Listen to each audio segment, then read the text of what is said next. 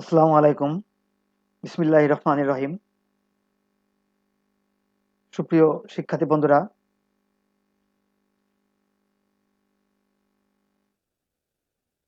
তোমাদের সবার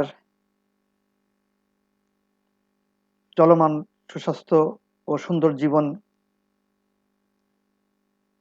আশা করে আজকের অনলাইন ক্লাসে তোমাদের সবাইকে আমার আন্তরিক শুভেচ্ছা ও স্বাগত জানাচ্ছি।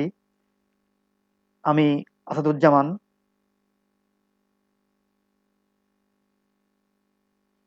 জ্যেষ্ঠ প্রভাষক,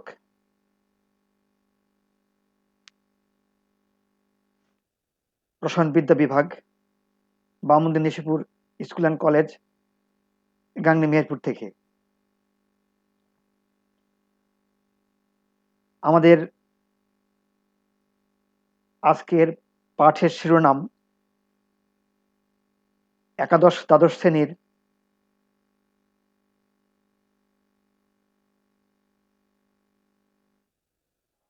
রসায়ন প্রথম পত্র বইয়ের পঞ্চম অধ্যায় কর্মমুখী রসায়ন থেকে রাসায়নিক ফুড প্রিজারভেটিভস পর্ব 1 হিসাবে আমরা আজকের এই শিরোনামটি পড়ব এবং রাসায়নিক ফুড প্রিজারভেটিভস এটিকে আমরা 3টি পর্বে ভাগ করে পড়ব। আমাদের আজকের পর্ব হচ্ছে পর্ব 1 বা এপিসোড 1, যেটাকে বলছি আমরা অ্যান্টি মাইক্রোবিয়াল এজেন্ট। বন্ধুরা, আমার গত ক্লাসের একটু রিভিউয়ে আসি। আমরা শিখেছিলাম বা পড়েছিলাম যে প্রিজারভেটিভস মূলত ফুড প্রিজারভেটিভস বা খাদ্য সংরক্ষক মূলত দুই প্রকার। নাম্বার 1, প্রাকৃতিক ফুড প্রিজারভেটিভস বা ন্যাচারাল ফুড প্রিজারভেটিভস, এবং কৃত্রিম বা রাসায়নিক ফুড প্রিজারভেটিভস অর্থাৎ artificial or chemical food preservatives. তো বন্ধুরা, তোমরা সবাই জানো গত ক্লাসে আমরা প্রাকৃতিক ফুড প্রিজারভেটিভস শিরোনামটি নিয়ে মোটামুটি বিস্তারিত আলোচনা করেছি। আর আজকে আমরা এই অনলাইন ক্লাসে হাজির হয়েছি মূলত কৃত্রিম বা রাসায়নিক ফুড প্রিজারভেটিভস এই টপিকটি নিয়ে আলোচনা করার জন্য। তো বন্ধুরা,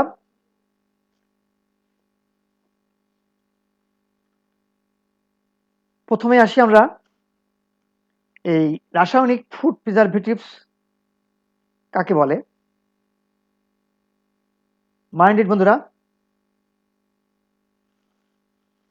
খাদ্যবস্তুর পচন রোধ কল্পে বা পচন রোধক রূপে একটি নির্দিষ্ট স্বল্প মাত্রায় ব্যবহৃত বিভিন্ন রাসায়নিক পদার্থ সমূহকে আমরা এই ধরনের কৃত্রিম বা রাসায়নিক ফুড প্রিজারভেটিভস বলি।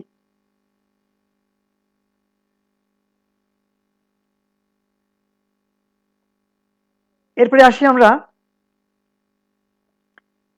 এই ধরনের কৃত্রিম বা রাসায়নিক ফুড প্রিজারভেটিভসের কয়েকটি বৈশিষ্ট্য নিয়ে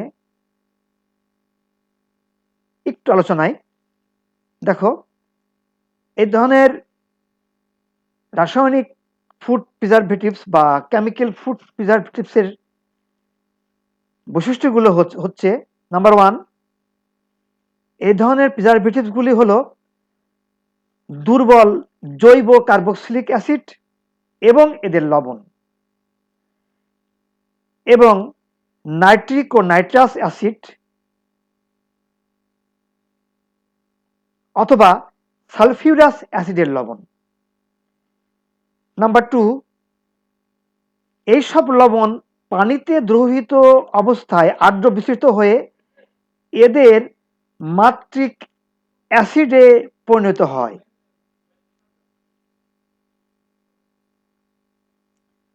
নাম্বার 3, এইসব অ্যাসিডের পিএইচ মান সাধারণত 4.74 থেকে তোমার যেমন পিএইচ মানটা যেমন ধরো তোমার যদি অ্যাসিডিক অ্যাসিড হয় CH3CH, সেখানে থাকে হলো 4.74,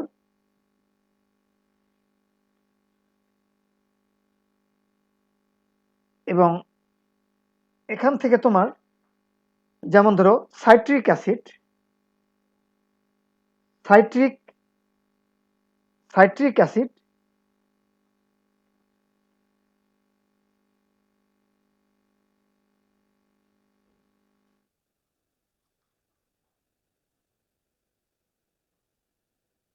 যার সংকেতটা ধরো এরকম, তোমার OH3 CH2 COOH3 citric acid. এক্ষেত্রে এর পিএইচ তোমার 3.14 পর্যন্ত নিম্নমানের হয়ে থাকে। অর্থাৎ আমরা বলতে চাচ্ছি রাসায়নিক প্রিজারভেটিভসের 3 নম্বর বৈশিষ্ট্যে যে রাসায়নিক প্রিজারভেটিভসের এইসব অ্যাসিডের পিএইচ মান অ্যাসিটিক অ্যাসিডে 4.74 থেকে এর নিম্নমান 3.14 এ গিয়ে পৌঁছায় হলো এই সাইট্রিক অ্যাসিডের মতো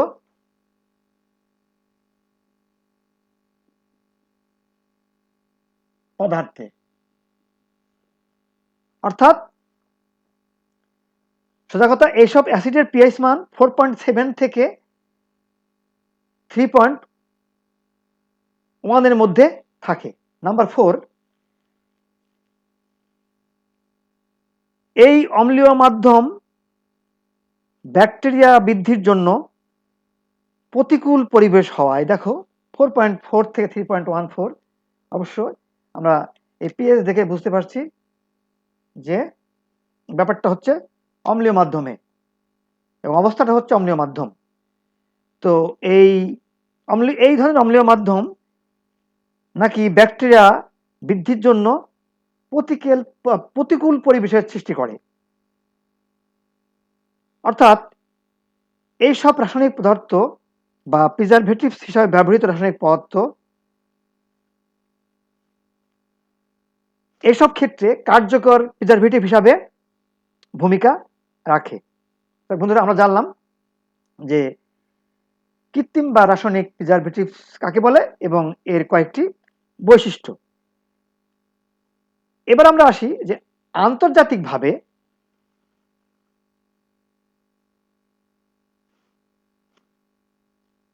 এইসব রাসায়নিক ফুড প্রিজারভেটিভস সমূহকে বা আন্তর্জাতিকভাবে অনুমোদিত এ ধরনের রাসায়নিক ফুড প্রিজারভেটিভস সমূহ 3টি শ্রেণীতে বিভক্ত করা হয়। যেমন নাম্বার 1, তোমার অ্যান্টিমাইক্রোবিয়াল এজেন্ট, অ্যান্টিমাইক্রোবিয়াল এজেন্ট। কোনো কোনো বইতে অ্যান্টিমাইক্রোবায়াল এজেন্টও আছে। যাই হোক, এটা ইংরেজি শব্দ, কেউ মাইক্রোবিয়াল উচ্চারণ করবে, কেউ মাইক্রোবায়াল উচ্চারণ করবে, একই কথা। Number 2, antioxidant agent. Antioxidant agent. Number 3, chelating agent.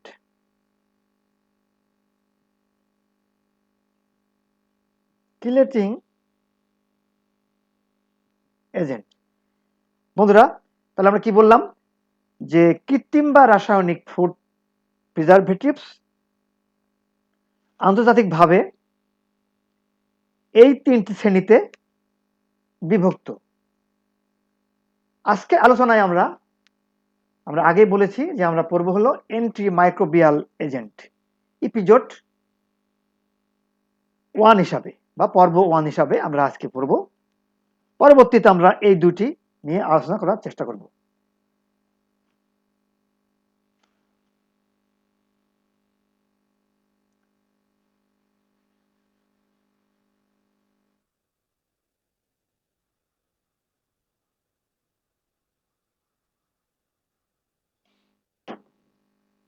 তো বন্ধুরা, তাহলে আমরা কি পড়ব? অ্যান্টি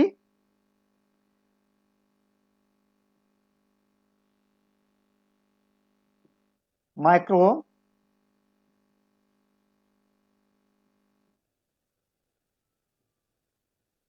বিয়াল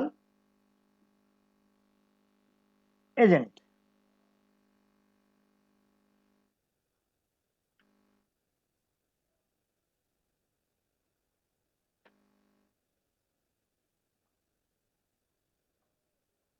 এর সংখ্যাটা কেমন? যে যেসব রাসায়নিক ফুড প্রিজারভেটিভস বা খাদ্য সংরক্ষক ব্যাকটেরিয়া, মোল্ড এবং ইস্টের জন্য প্রতিকূল পরিবেশ সৃষ্টি করে দেয়, অর্থাৎ তাদের বৃদ্ধি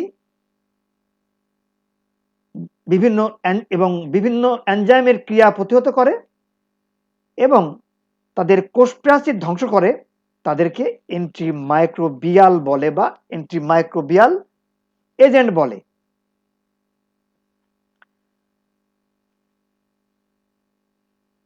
অর্থাৎ অ্যান্টিমাইক্রোবিয়াল রাসায়নিক প্রিজারভেটিভস মাইন্ডেড বন্ধুরা, ব্যাকটেরিয়া, ইস্ট এবং মোল্ড। ব্যাকটেরিয়া,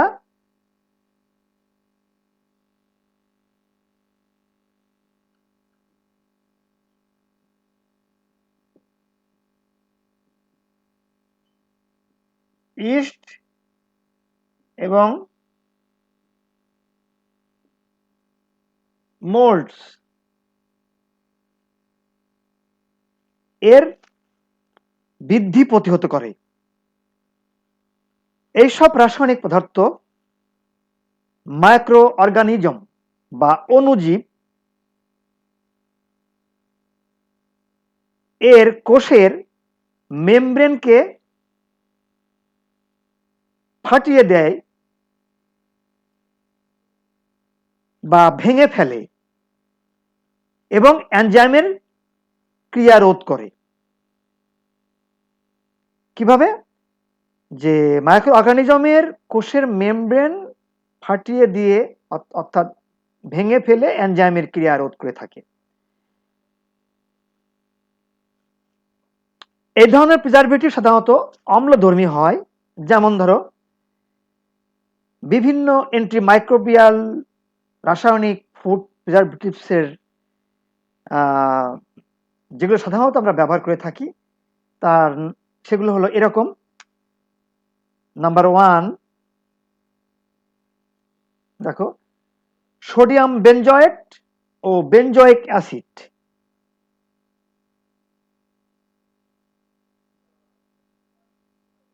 সোডিয়াম বেনজয়েট ও বেনজোইক অ্যাসিড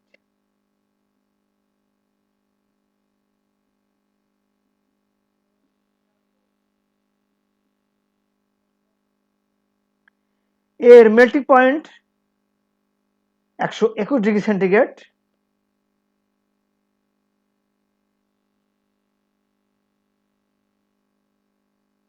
এবং এটা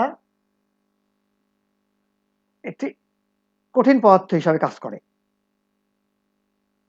নাম্বার 2, পটাশিয়াম সরবেট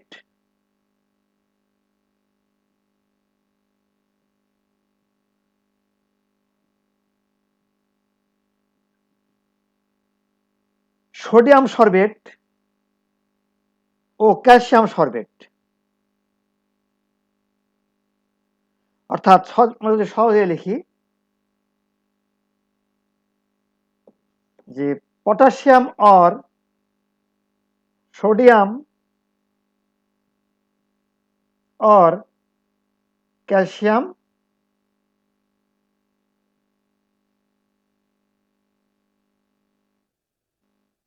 সরবেট এটিও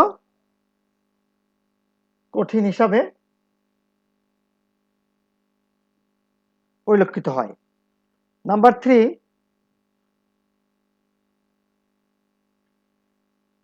citric acid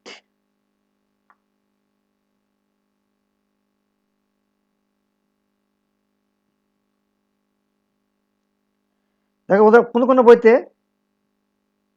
citric citric acid এভাবে লেখা আছে, একই কথা।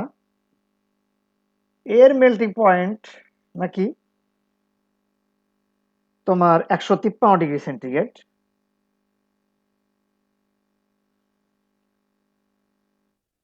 নাম্বার 4, অ্যাসিটিক অ্যাসিড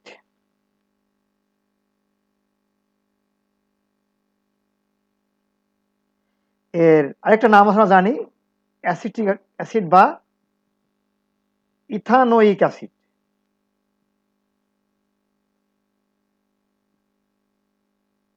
বা ভিনেগার।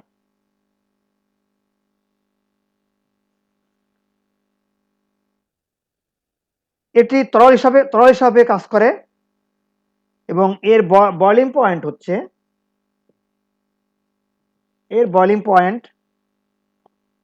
তোমার 118 ডিগ্রি সেন্টিগ্রেড এবং এটা তরল। নাম্বার 5, ক্যালসিয়াম প্রোপানয়েট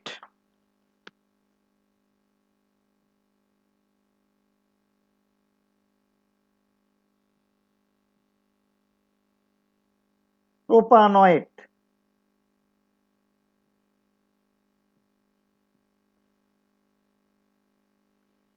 এটাও সলিড বা কঠিন হিসাবে দেখতে পাই আমরা। নাম্বার 6, নাইট্রেট ও নাইট্রাইট লবণ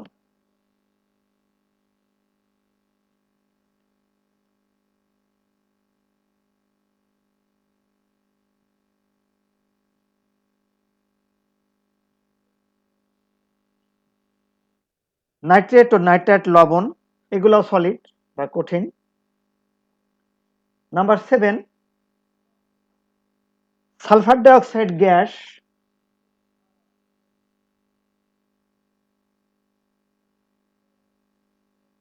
বা সালফাইড লবণ।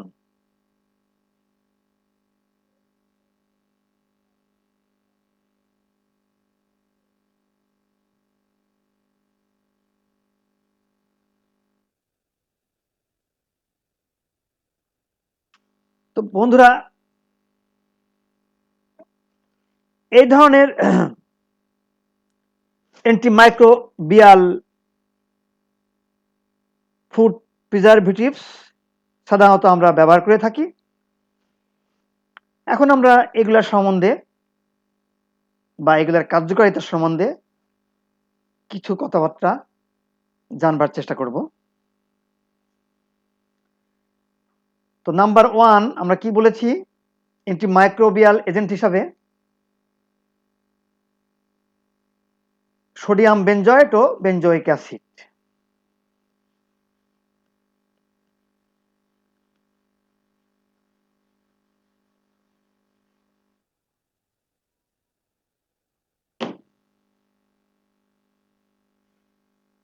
সোডিয়াম বেনজয়েট ও বেনজয়িক অ্যাসিড।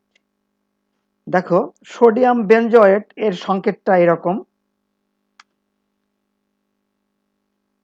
C6H5COO আর বেনজয়িক অ্যাসিডের সংকেত তোমরা তো জানোই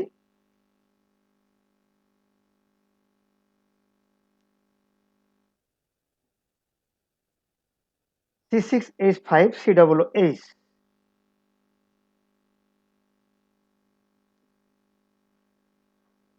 এর মেল্টিং পয়েন্ট 121°C এবং এটা কঠিন অবস্থায় থাকে। এই সংকেতটাকে আমরা এভাবেও লিখতে পারি, বেনজিন রিং দিয়ে লিখতে পারি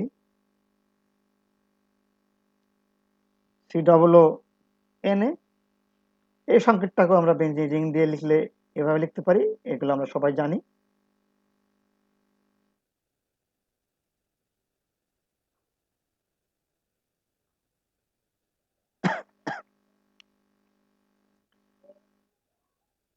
তো এই সোডিয়াম বেনজয়েট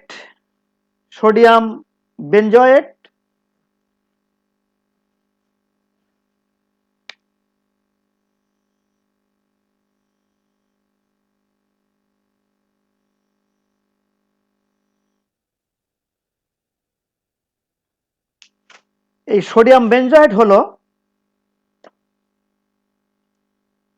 এই বেনজয়িক অ্যাসিডের লবণ।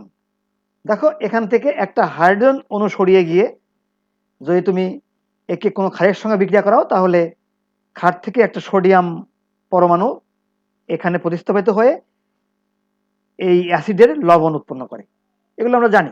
যাই হোক, এই সোডিয়াম বেনজয়েট হলো এই বেনজয়িক অ্যাসিডের লবণ এবং এদের আণবিক সংকেতগুলো এরকম, যা আমরা অলরেডি বলার চেষ্টা করেছি। আণবিক সংকেতগুলা এরকম।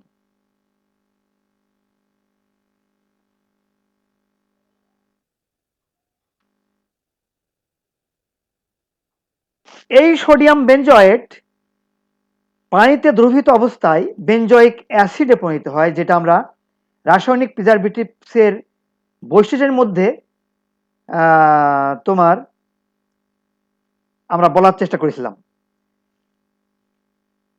তাই এদের উভয়ের ব্যবহার একই রকম ফলদায়ক অথবা একই রকমেরই দেখা দেয়। উভয় যৌগই অ্যান্টিমাইক্রোবিয়াল, অর্থাৎ বেনজয়িক অ্যাসিড বা এর লবণের সংস্পর্শে মাইক্রো অর্গানিজমস বা ক্ষতিকর জীবাণুগুলো মরে যায়। অর্থাৎ আমরা বলতে চাচ্ছি যে উভয় যৌগই হচ্ছে মাইক্রোবিয়াল এজেন্ট হিসাবে কাজ করে এবং এই উভয় যৌগই অর্থাৎ বেনজয়িক অ্যাসিড বা এর লবণ সোডিয়াম বেনজয়েডের সংস্পর্শে বিভিন্ন মাইক্রো অর্গানিজম বা ক্ষতিকর জীবাণুগুলো মরে যায়।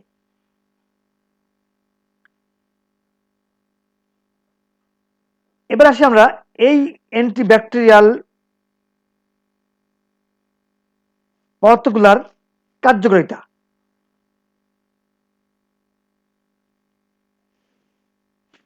কিভাবে কাজ করে? নাম্বার 1, এই সোডিয়াম বেনজয়েট ও বেনজয়িক অ্যাসিড এর পিএইচ মান দেখো 4.2। এদের পিএইচ মানটা হবে 4.2, মাইন্ড ইট। তাই এদের অ্যান্টিমাইক্রোবিয়াল কার্যকারিতা পিএইচ 4.5 এর নিচে সাধারণত থাকে। অতএব 4.5 এর নিচে পিএইচ মানের এরা অ্যান্টিমাইক্রোবিয়াল এজেন্ট হিসাবে কার্যকর থাকে। নাম্বার 2, সোডিয়াম বেনজয়েট ও বেনজোয়িক অ্যাসিড কি ইস্ট ইস্ট তারপরে তোমার মোল্ডস এবং কিছু ব্যাকটেরিয়ার বৃদ্ধিকে প্রতিরোধ করতে পারে। নাম্বার 3, প্রিজারভেটিভস রূপে এইসব এজেন্টের অনুমোদিত বা আন্তর্জাতিকভাবে অনুমোদিত ব্যবহারযোগ্য সর্বাধিক মাত্রা হলো, খেয়াল করো, 0.1%। 0.1%, অর্থাৎ এই 0.1%-এর বেশি ব্যবহার করা গ্রহণযোগ্য নয়। অনুরূপভাবে বেনজোয়িক অ্যাসিডের প্রতিস্থাপিত যৌগ যেমন ধরো মিথক্সি বেনজোয়িক অ্যাসিড এবং প্যারামিথাইল বেনজোয়িক অ্যাসিড এই ধরনের প্রিজারভেটিভস রূপে কাজ করে। এবার আসি আমরা যে এই ধরনের অ্যান্টি মাইক্রোবিয়াল এজেন্ট যেমন সোডিয়াম বেনজয়েট ও বেনজোয়িক অ্যাসিডের ব্যবহার তোমার খাদ্য সংরক্ষক হিসাবে ব্যবহারটা কোথায় কোথায়? প্রক্রিয়াজাতীয় খাবার যেমন ধরো তোমার চানাচুর, চিপস, বিভিন্ন পনির, সালাদ, বিভিন্ন ফলের আচার ও টমেটো সস ইত্যাদিতে এই অনুমোদিত 0.1% পরিমাণে এই ধরনের সোডিয়াম বেনজয়েট প্রিজারভেটিভস রূপে মিশিয়ে ব্যবহার করা হয়। তো বন্ধুরা, আমরা জানতে পারলাম যে রাসায়নিক ফুড প্রিজারভেটিভসের একটি অংশ অ্যান্টিমাইক্রোবিয়াল এজেন্ট এবং এই অ্যান্টিমাইক্রোবিয়াল এজেন্ট আমরা মোট 7 ধরনের এজেন্টের নাম জানার চেষ্টা করেছি। এর মধ্যে প্রথম এজেন্টটি ছিল আমাদের সোডিয়াম বেনজয়েট বা বেনজোয়িক অ্যাসিড। এটি তোমার কিভাবে কাজ করে এবং এর ব্যবহার কোথায় তার সম্বন্ধে আমরা জানতে পারলাম। এবার আসি আমরা নাম্বার 2 কি ছিল?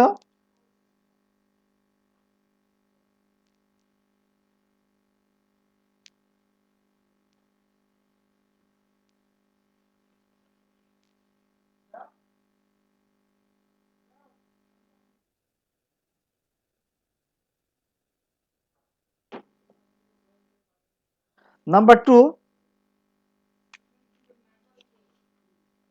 Potassium sorbate.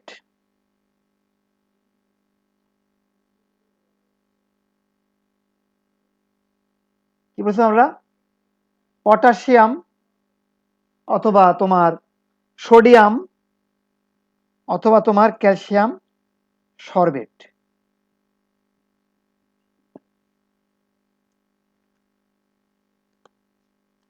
হ্যাঁ, দ্বিতীয় অ্যান্টি মাইক্রোবিয়াল এজেন্ট হিসাবে আমরা এর নামটা বলেছিলাম যে পটাশিয়াম সরবেট, তারপরে তোমার সোডিয়াম সরবেট ও ক্যালসিয়াম সরবেট।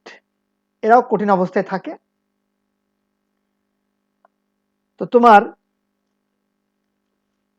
পটাশিয়াম সরবেট এর সংকেতটা মোটামুটি এরকম। এতে ধরো তোমার যেটা এটা পটাশিয়াম সরবেট,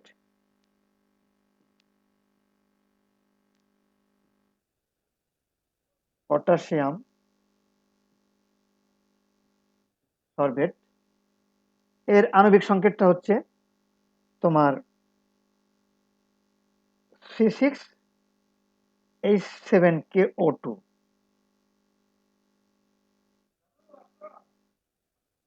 KO2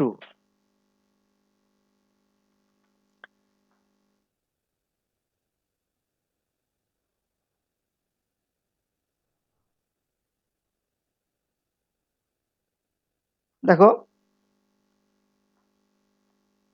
ঠিক একইভাবে এটা হচ্ছে সর্বিক অ্যাসিডের একটা লবণ।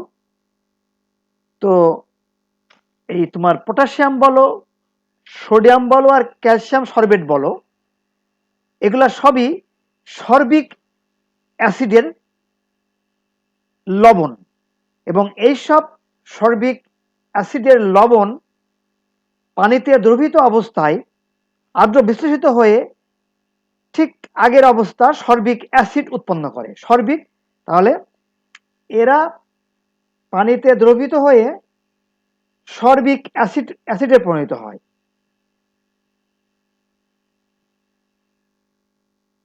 সর্বিক অ্যাসিড যার সংখ্যা তোমার এরকম C6H8O2 সর্বিক অ্যাসিডে পরিণত হয়। অর্থাৎ আমরা বলতে চাচ্ছি যে সর্বিক অ্যাসিডেরই লবণ হচ্ছে তোমার পটাশিয়াম সরবেট বলো, সোডিয়াম সরবেট বলো আর ক্যালসিয়াম সরবেট বলো। তো এই সর্বিক অ্যাসিড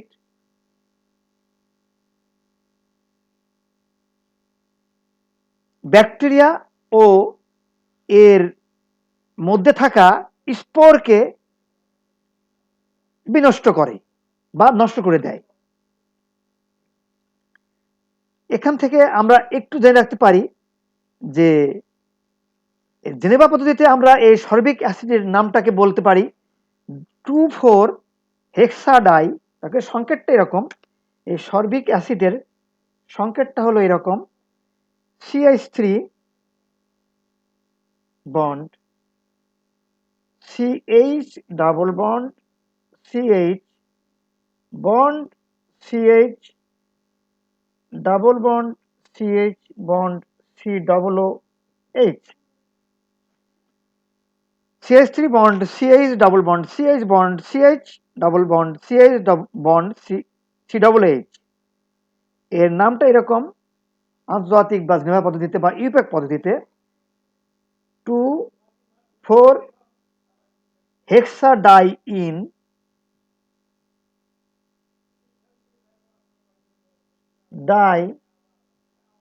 ইন ওইক অ্যাসিড। ওইক অ্যাসিড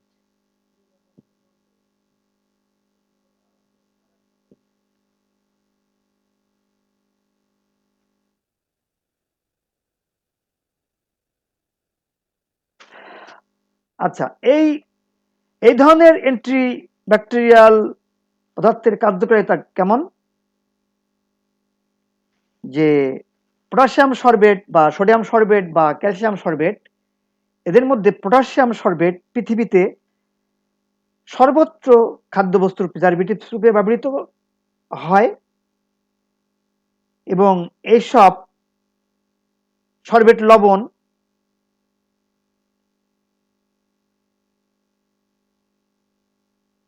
এই ধরনের সরবেট লবণ প্রিজারভেটিভসের ব্যাকটেরিয়া দমন ক্ষমতা পিএইচ এর নিম্নমান 6.5 পর্যন্ত কার্যকরী থাকে। তাহলে এখানে পিএইচ এর মানটা দেখো 6.5 এর নিচ পর্যন্ত বা 6.5 পর্যন্ত কার্যকর থাকে। এছাড়া এই ধরনের অম্লীয় প্রিজারভেটিভস কার্যকরভাবে দেখো আগের মতোই ইস্ট, তোমার মোল্ড এবং ব্যাকটেরিয়া দমন করতে পারে। এরপর এই তোমার বেনজয়েট লবণের মতোই এই ধরনের সরবেট লবণের অনুমোদিত ব্যবহারযোগ্য সর্বাধিক বা সর্বোচ্চ মাত্রা হলো 0.1%। 0.1%, অর্থাৎ এর বেশি ব্যবহার করা গ্রহণযোগ্য নয়। পটাশিয়াম সরবেট লবণ ব্যবহার করে আমরা সাধারণত দই, মিষ্টি, পনির, মাখন ও বেকারি, বিভিন্ন ধরনের বেকারি সামগ্রী সংরক্ষণ করে থাকি। এখানে উল্লেখ্য যে বিভিন্ন মাইক্রো অর্গানিজম বা অণুজীবের বিরুদ্ধে অধিকতর কার্যকর প্রতিরোধের জন্য এই ধরনের সরবেট লবণ ও এর আগে যেটা বললাম আমরা ১ নম্বর পয়েন্টে, যে বেনজোয়েট লবণ এর মিশ্রণ ব্যবহার করলে অধিকতর ফলপ্রসূ ফল পাওয়া যায়। তো বন্ধুরা, আমরা জানলাম যে দ্বিতীয় এজেন্টটা কি অ্যান্টিমাইক্রোবিয়াল এজেন্ট হিসাবে যে পটাশিয়াম সরবেট, সোডিয়াম সরবেট ও ক্যালসিয়াম সরবেটের নামধাম সংকেত এবং এর কার্যকারিতা এবং এর পিএইচ কত পিএইচ মানের মধ্যে এরা কাজ করতে সক্ষম সেটা সম্বন্ধে মোটামুটি জানতে পারলাম। এবার আসি আমরা ৩ নম্বর অ্যান্টিমাইক্রোবিয়াল এজেন্টটা কি ছিল আমাদের?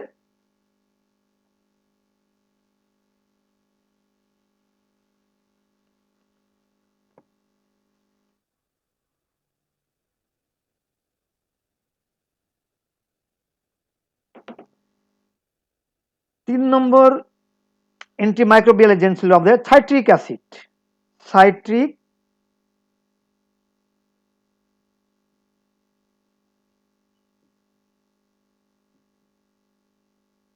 অ্যাসিড, আমি বলেছিলাম কোন কোন বইয়ে লেখা আছে সাইট্রিক অ্যাসিড, একই কথা।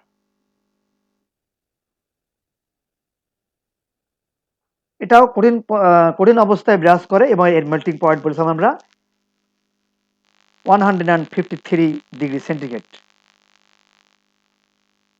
তো সাইট্রিক অ্যাসিড এর আণবিক সংকেত আমরা এর আগে বোধহয় বলেছিলাম যে এরকম যে OH সি CH2 হোল 2 এবং COOH থাকে 3টা। এটা হলো সাইট্রিক অ্যাসিডের আণবিক সংকেত। তোমার এটাকে যদি আমরা অন্যভাবে লিখি তাহলে এইভাবে লিখতে পারি আমরা CH2 bond COOH bond COH bond COOH bond CH2 bond COOH। একই কথা, CH2 দুইটা, COOH 3টা, OH এবং C, যেভাবে লেখো তোমরা। এটা হচ্ছে সাইট্রিক অ্যাসিড, ইংরেজি লেখা হচ্ছে citric acid, citric acid, citric acid. এর আণবিক সংকেতটা এরকম।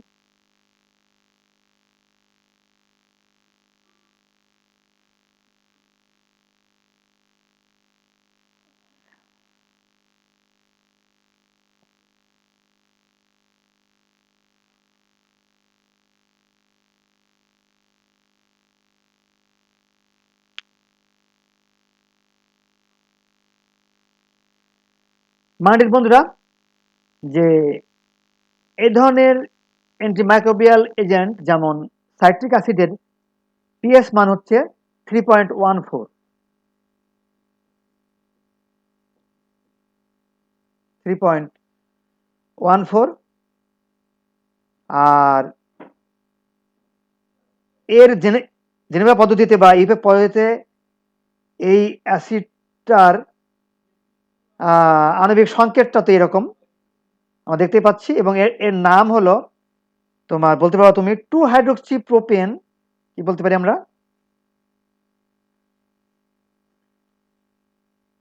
2 hydroxy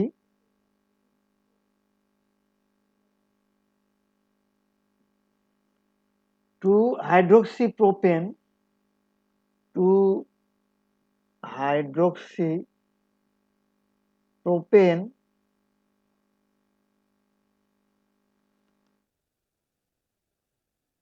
1 2 3 tricarboxylic acid 1 2 3 tricarboxylic acid carboxylic acid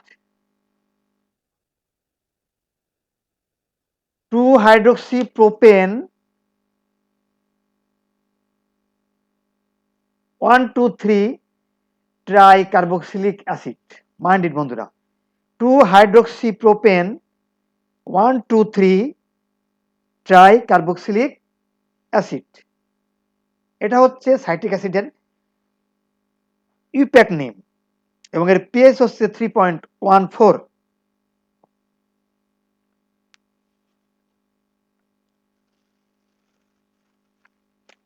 এবং এই ধরনের এজেন্ট ইস্ট বলো, মোল্ডস বলো আর ব্যাকটেরিয়া বলো, এদের প্রতিরোধক হিসাবে সাধারণত জ্যাম, জেলি, ক্যান্ডি, রান্না করা মাছ, মাংস ও কৌটা প্রক্রিয়াজাত খাদ্য সংরক্ষণে ব্যবহার করা হয় এবং এর অনুমোদিত সর্বোচ্চ মাত্রা হলো 200 থেকে 350 ppm। মাইন্ড ইট, 200 থেকে 350 ppm।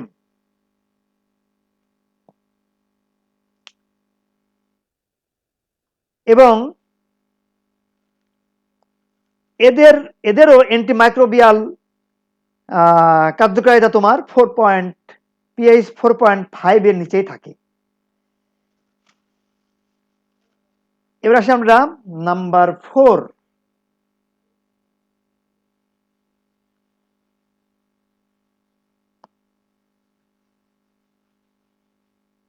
নাম্বার 4 অ্যান্টিমাইক্রোবিয়াল এজেন্ট হিসাবে আমরা কি বলেছিলাম? নাম্বার 4 অ্যাসিটিক অ্যাসিড বা ইথানোয়িক অ্যাসিড। অ্যাসিটিক অ্যাসিড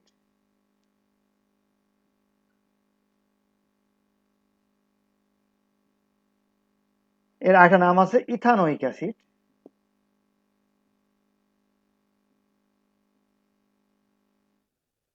বা একে আমরা ভিনেগারও বলি।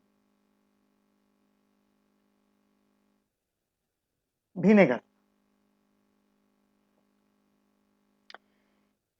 এর বয়লিং পয়েন্ট হচ্ছে 118 ডিগ্রি সেন্টিগ্রেড এবং এটা তরল অবস্থায় বিরাজ করে। তো তোমার এর সংকেতটা মেনলি হচ্ছে তোমার CH3 বন্ড COOH, সবাই জানি CH3 বন্ড COOH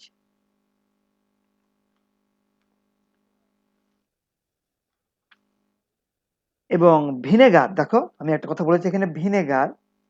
ভিনেগার কাকে বলে আমরা জানি সবাই,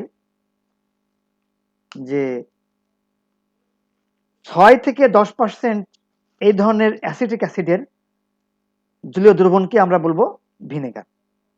তাহলে এই জাতীয় ভিনেগার বা অ্যাসিটিক অ্যাসিড অ্যান্টিমাইক্রোবিয়াল এজেন্ট হিসাবে কাজ করে। তো সেটা কিভাবে? ধরো এখানে আমাদের মাইন্ডেড কয়েকটা পয়েন্ট আমাদের একটু অবশ্যই জেনে রাখার প্রয়োজন, যেগুলো আমি বলতেছি একে একে। যেমন এর পিএইচটা কত? এর পিএইচ হচ্ছে তোমার 4.74। 4.74।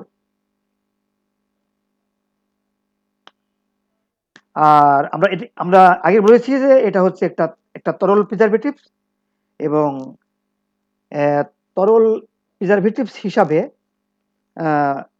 এই ধরনের অ্যাসিটিক অ্যাসিড বা ভিনেগার, তোমার আচার, চাটনি, সস প্রভৃতি সংরক্ষণে ব্যবহার করা হয় বা ব্যবহৃত হয়, এবং এরও তোমার পিএইচ লেভেল 4.5 এর নিচে অ্যান্টিমাইক্রোবিয়াল হিসাবে কার্যকরী থাকে বা কার্যকরী হয়। এরপরে আসি নাম্বার 5, অ্যান্টিমাইক্রোবিয়াল এজেন্ট কি বলেছিলাম আমরা?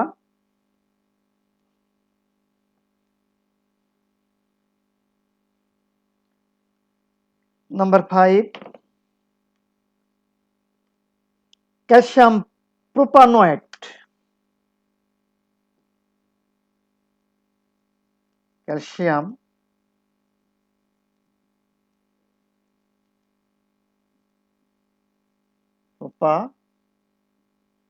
প্রোপানয়েট, ক্যালসিয়াম প্রোপানয়েট এর সংকেতটা এরকম, CH3 bond CH2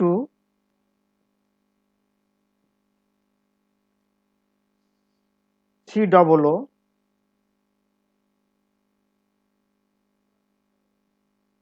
whole two CA। আমরা বলেছিলাম এটাও কঠিন অবস্থায় বিরাজ করে বা কঠিন অবস্থায় বিরাজ করে। ক্যালসিয়াম প্রোপানয়েট, ক্যালসিয়াম প্রোপানয়েট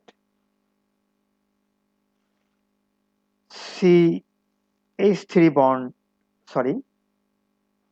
CH2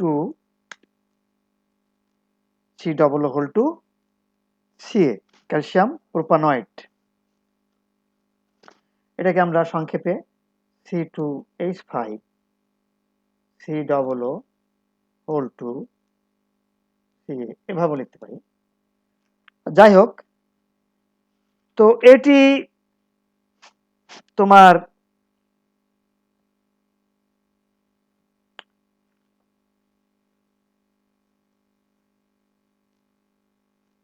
পানিতে এই দ্রবীভূত ও পানি সহ অ্যানায়নিক আদ্র বিশ্লেষণ ঘটায়, তখন এর পিএইচ মান হয় কত? 4.89। খেয়াল করো, এর পিএইচ মান হয় 4.89। মাইন্ডেড বন্ধুরা এই পয়েন্টগুলা। এবং এই 4.89 বুঝতে পারছো, এটা একটা অম্লীয় পরিবেশ, অম্লীয় অবস্থা। এই অম্লীয় অবস্থায় বিশেষ করে এই মোল্ড জাতীয়, এই মোল্ড জাতীয় মাইক্রো অর্গানিজম জন্মাতে পারে না, এবং এর ফলে এই ক্যালসিয়াম বা সোডিয়াম প্রোপানয়েট, বিশেষত আমরা এখানে ক্যালসিয়াম প্রোপানয়েটে বলছি আর কি, সোডিয়ামটা বলছি না। ক্যালসিয়াম প্রোপানয়েট তোমার পাউরুটি, বিস্কুট, দুগ্ধ জাতীয় মাখন ও পনির প্রভৃতি সংরক্ষণে বিশেষভাবে ব্যবহৃত হয়। মোল্ড জাতীয় অর্থাৎ ছত্রাক জাতীয়, মানে যেসব খাদ্যের উপরে ছত্রাক জন্মায়, সেইগুলাকে প্রতিরোধ করে হচ্ছে এই ক্যালসিয়াম প্রোপানয়েট অ্যান্টিমাইক্রোবিয়াল এজেন্টটি। এবং এর অনুমোদিত মাত্রা হচ্ছে 200 থেকে 350 ppm। মাইন্ডেড বন্ধুরা, 200 থেকে অনুমোদিত মাত্রা হচ্ছে 200 থেকে 350 ppm। 200 থেকে 350, 200 থেকে 350 ppm। তো ক্যালসিয়াম প্রোপানয়েট অ্যান্টিমাইক্রোবিয়াল এজেন্টটির পিএইচ মান এবং এর সংকেত এবং এর কার্যকারিতা সম্বন্ধে আমরা জানলাম। নাম্বার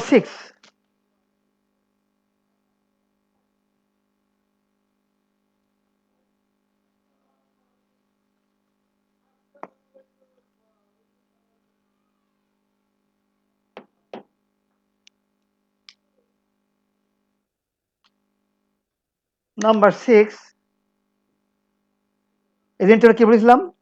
নাইট্রেট ও নাইট্রাইট লবণ।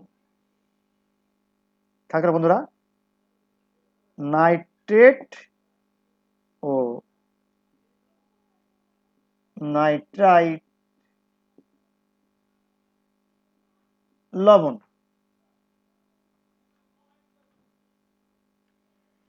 এগুলো আমরা সলিড বা কঠিন রূপে পাই। দেখো বন্ধুরা, এই ধরনের নাইট্রেট ও নাইট্রাইট লবণ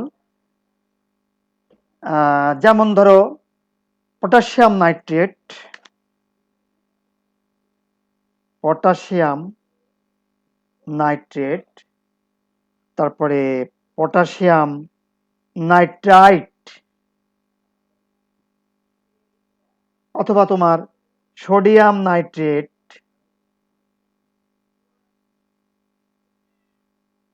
এবং সোডিয়াম নাইট্রাইট, হ্যাঁ, ইত্যাদি লবণ জারক পদার্থ রূপে রাসায়নিক ফুড প্রিজারভেটিভস হিসাবে ব্যবহৃত হয় এবং এই সব লবণ ব্যাকটেরিয়া, দেখো এই ব্যাকটেরিয়ার বিরুদ্ধে বিশেষভাবে কার্যকর। ব্যাকটেরিয়া বিশেষত একটা special bacteria Clostridium botulinum. Minded বন্ধুরা, বাংলা নামটা এরকম হবে, ক্লোস্ট্রিডিয়াম বাংলা লিখলে, এটা একটা বৈজ্ঞানিক নাম, ক্লোস্ট্রিডিয়াম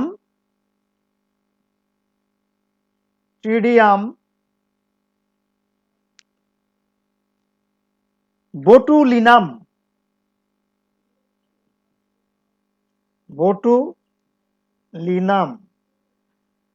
যদি এটা আমরা যদি ইংরেজিতে লিখি তাহলে এরকম হয় ক্লোস্ট্রিডিয়াম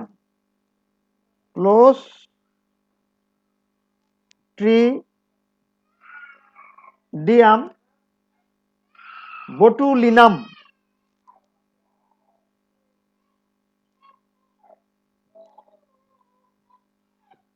মাইন্ডেড বন্ধুরা,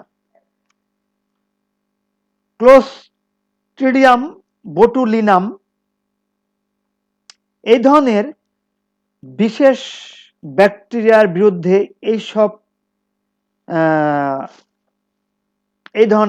এইসব লবণ প্রিজারভেটিভস হিসাবে কার্যকরী হয় বা কাজ করে। কিভাবে? যে এই ধরনের মাইক্রো অর্গানিজম বা ব্যাকটেরিয়ার বা অণুজীবের এই কোষ মেমব্রেনকে এই ধরনের প্রিজারভেটিভ ফাটিয়ে ফেলে বা ভেঙে ফেলে এবং এনজাইমের বৃদ্ধি বা ক্রিয়া প্রতিরোধ করে। ফলে এরা খাদ্য সংরক্ষক হিসাবে কাজ করে বা অ্যাক্টিভ হয়। তো মাইন্ডেড বন্ধুরা, যে এই ধরনের মানে নাইট্রেট ও নাইট্রাইট লবণ জাতীয় যেসব অ্যান্টিমাইক্রোবিয়াল ফুড প্রিজারভেটিভস বা অ্যান্টিমাইক্রোবিয়াল এজেন্ট, তারা সাধারণত মাংসজাত খাদ্য সংরক্ষণে ব্যবহৃত হয় এবং এদের সর্বোচ্চ অনুমোদিত মাত্রা 120 ppm। এদের সর্বোচ্চ অনুমোদিত মাত্রা হচ্ছে 120 ppm।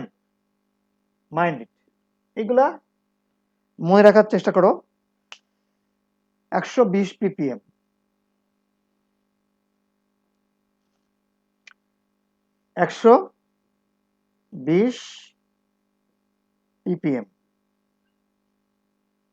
সর্বোচ্চ অনুমোদিত মাত্রা, অর্থাৎ এর চেয়ে বেশি ব্যবহার করা গ্রহণযোগ্য নয়। তবে এই ধরনের মাইক্রোবিয়াল এজেন্ট ব্যবহারে কিছু অসুবিধাও রয়েছে। বর্তমানে রিসার্চে জানা গেছে যে এইসব জ্বালানধর্মী লবণ অর্থাৎ নাইট্রেট লবণ বা নাইট্রাইট লবণ তোমার মাংসের প্রোটিনের সাথে বিক্রিয়া করে নাইট্রোসোঅ্যামিন নাইট্রোসোঅ্যামিন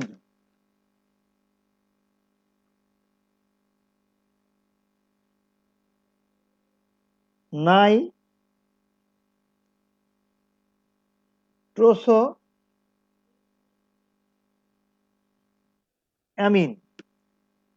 নাইট্রোসোঅ্যামিন সৃষ্টি করে, যা তোমার ক্যান্সার সৃষ্টির কারণ হতে পারে। তাই বিশেষ করে বর্তমানে জার্মানি এবং নরওয়েতে এ ধরনের লবণ খাদ্য সংরক্ষক রূপে ব্যবহার করা নিষিদ্ধ হয়েছে বা ওরা নিষিদ্ধ করেছে। At last, number 7 antimicrobial agent হিসেবে আমরা পড়ব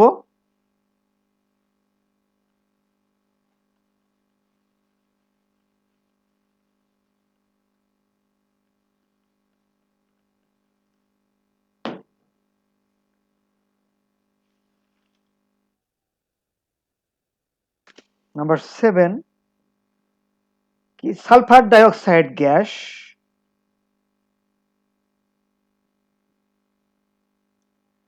বা সালফাইড লবণ।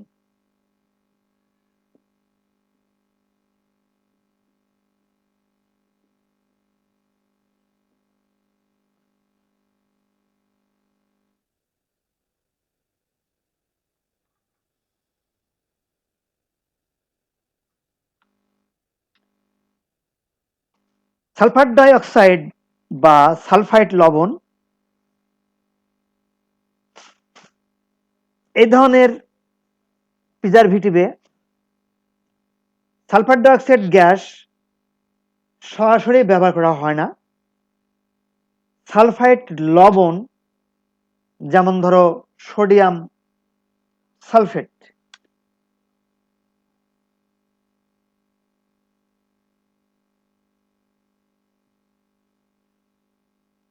অথবা potassium মেটাডাইসালফাইড K2, potassium K2S2O5,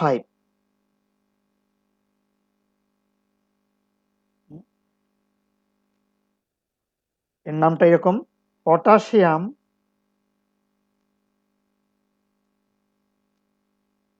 potassium potassium মেটাডাইসালফাইড potassium মেটা দেখো 2 ডাইসালফাইড বা বাইসালফাইড, কোনো কোনো বইতে বাইসালফাইড লেখা আছে, যাই হোক ডাই সালফাইড।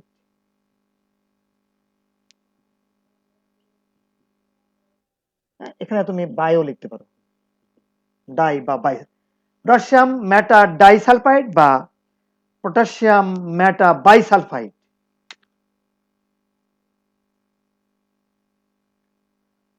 K2S2O5 এই হিসাবে ব্যবহার করা হয়। তাহলে আমরা কি বললাম যে সালফার ডাইঅক্সাইড বা সালফাইড লবণ যে একটি মাইক্রোবিয়াল এজেন্টটা, এটা সরাসরি সালফার ডাইঅক্সাইড গ্যাস হিসাবে ব্যবহৃত হয় না। এটা সাধারণত সালফাইড লবণ, এই ধরনের সালফাইড লবণ বা এই ধরনের সালফাইড বা এই ধরনের সালফাইড লবণ অথবা এই ধরনের পটাশিয়াম লবণ হিসাবে ব্যবহার করা হয়। এবং এদেরকে কোথায় কোথায় ব্যবহার করা হয়? কাঁচা ফল, ফলের রস, মদ ও সবুজ শাকসবজি ইত্যাদি সংরক্ষণে এ ধরনের সালফাইড লবণ ব্যবহার করা হয়।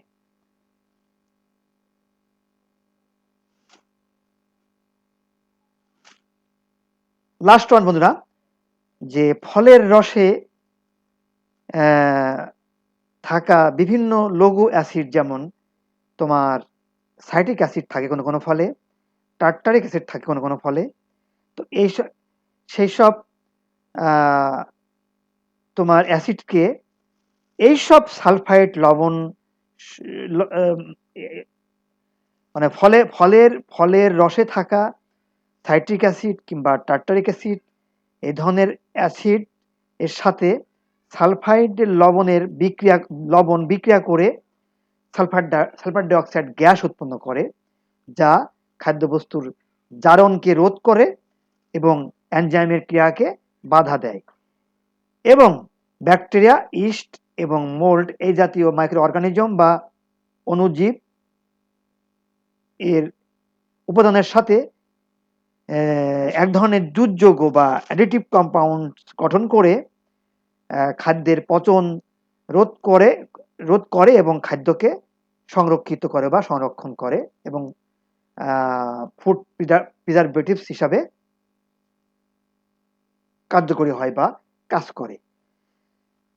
তো বন্ধুরা, এ হলো মোটামুটি আমাদের আজকের শিরোনামে আজকে ব্যবহৃত শিরোনামে কথাবার্তা, যে রাসায়নিক ফুড প্রিজারভেটিভস একে আমরা ৩টা পর্বে ভাগ করেছি। আজকে আমরা পর্ব 1 বা এপিসোড 1 হিসাবে অ্যান্টিমাইক্রোবিয়াল এজেন্ট নিয়ে মোটামুটি 7 ধরনের অ্যান্টিমাইক্রোবিয়াল এজেন্টের নামধাম, সংকেত এবং পিএইচটিএইচ এবং কোথায় কোথায় কার্যকরী হয় ইত্যাদি সম্বন্ধে আলোচনা করেছি। আশা করি তোমরা বুঝতে পেরেছো। তো বন্ধুরা, সবাই ভালো থাকো, সুস্থ থাকো, সুন্দর থাকো, এই কামনায় আজকের অনলাইন ক্লাস থেকে আমি বিদায় নিচ্ছি। আল্লাহ হাফেজ। আসসালামু আলাইকুম।